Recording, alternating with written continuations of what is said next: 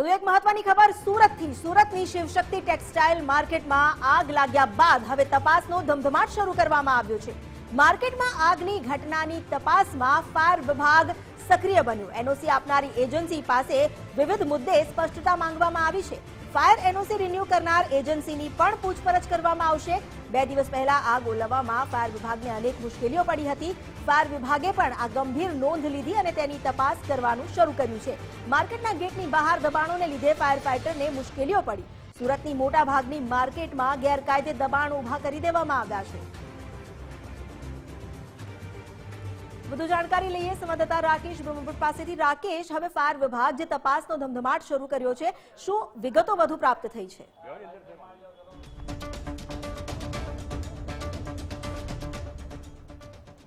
जी सूरतना ring road विस्तार में आवेली शिवशक्ति टेक्सटाइल मार्केट में बुधवाરના रोज सवाરના समय दरमियान लागेली भीषण आग पर सूरत फायर विभाग द्वारा काबू मेळवવામાં આવ્યો હતો।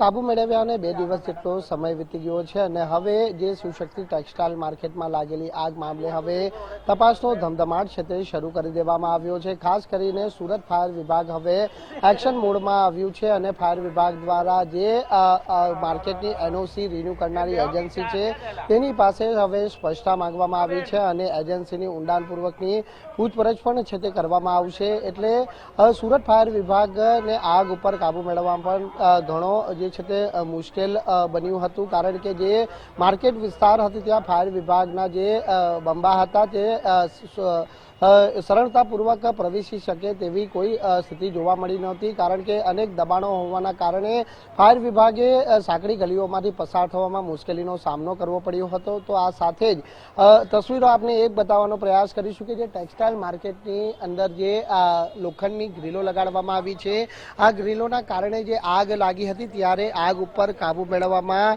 ઘણી જહેમત છે તે ફાયર વિભાગના જવાનોએ ઉઠાવી પડી હતી। બીજા મહત્વના સમાચાર બનીને એ સામે આવ્યા છે કે 3rd ફ્લોર પર જે આપ તસવીરો જોઈ શકો છો ત્યાં હજી પણ ધુમાડા છે તે નીકળી રહ્યા છે। એટલે ફાયર વિભાગ દ્વારા જે કરવામાં આવેલી કુલિંગની કામગીરી બાદ પણ હજી કેટલીક એવી દુકાનો છે કે દુકાનોની અંદર સંપૂર્ણ રીતે આગ પર કાબુ મેળવ્યો હોય તેવી વાત અહીં જે છે તે જાણવા નથી મળી, કારણ કે જે ધુમાડા નીકળી રહ્યા છે તે ઉપરથી અંદાજો લગાવી શકાય કે હજી પણ જે કાપડના જથ્થાની જે રાખ છે તે હજી ઠાળે પડી નથી અને તેના કારણે 3જા માળે આવેલી દુકાનમાંથી આ પ્રમાણે ધુમાડો છે તે નીકળી રહ્યો છે। તસવીરોમાં સાફ જોવા મળી રહ્યું છે કે દુકાનમાંથી ધુમાડો નીકળી રહ્યો છે। એટલે આ બાબતની જાણ સિક્યોરિટી દ્વારા છે તે પોલીસ અને ફાયર વિભાગને કરવામાં આવી છે। એટલે સુરત મહાનગરપાલિકાના ફાયર વિભાગ દ્વારા જે કુલિંગની કામગીરી કરવામાં આવી હતી એ કામગીરી સામે પણ પ્રશ્નાર્થ ઊભા થઈ રહ્યા છે, કારણ કે હજી આ પ્રમાણે જો ધુમાડો નીકળી રહ્યો છે તો સ્વાભાવિક છે કે આગ ફરી લાગી શકે તેવી શક્યતાઓને અહીં નકારી શકાય તેમ નથી। પરંતુ હાલ આ બાબતની જાણ સિક્યોરિટી સ્ટાફ તરફથી જ્યારે ફાયર અને પોલીસને આપવામાં આવી છે ત્યારે તમામ હાલ ઘટના સ્થળ પર મોજૂદ છે અને હવે કઈ રીતે ફરી પાણીનો મારો ચલાવવો તે અંગેની પણ ચર્ચા ચાલી રહી છે। જોકે હાલ સંપૂર્ણ જે શિવશક્તિ ટેક્સટાઇલ માર્કેટ છે તે હાલ ખાલી છે અને જે મોટા ભાગનો માલ સામાન હતો તે પણ છે તે કાઢી લેવામાં આવ્યો છે। 853 જેટલી દુકાનો આવેલી છે અને મોટા ભાગની 700 જેટલી દુકાનો આગની ઝપેટમાં આવી જતા 800 કરોડથી પણ વધુનો નુકસાનનો અંદાજ છે તે હમણાં સુધી સેવામાં આવી રહ્યો છે। હવે તપાસ રહી બાકી છે કે એનઓસી કઈ રીતે આ માર્કેટને આપવામાં આવી હતી તેને લઈને તપાસ ઊંડાણપૂર્વકની શરૂ કરવામાં આવી છે। ફાયર દ્વારા અને જે એફએસએલની ટીમ દ્વારા પણ છે તે આ ઘટના પાછળનું કારણ જાણવા માટે હાલ જે છે તે તજવીજ હાથ ધરવામાં આવી છે।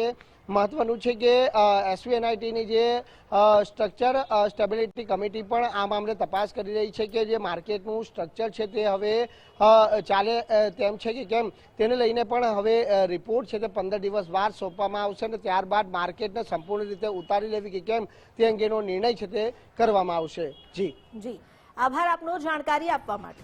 તો હાલ તો તપાસનો ધમધમાટ ચલાવવામાં આવી રહ્યો છે। હજુ પણ ક્યાંકથી ધુમાડા બહાર આવતા દેખાઈ રહ્યા છે, જેને લઈને ફરી એકવાર ફાયર વિભાગ કાર્યવાહી કરે તેવી પણ શક્યતા છે।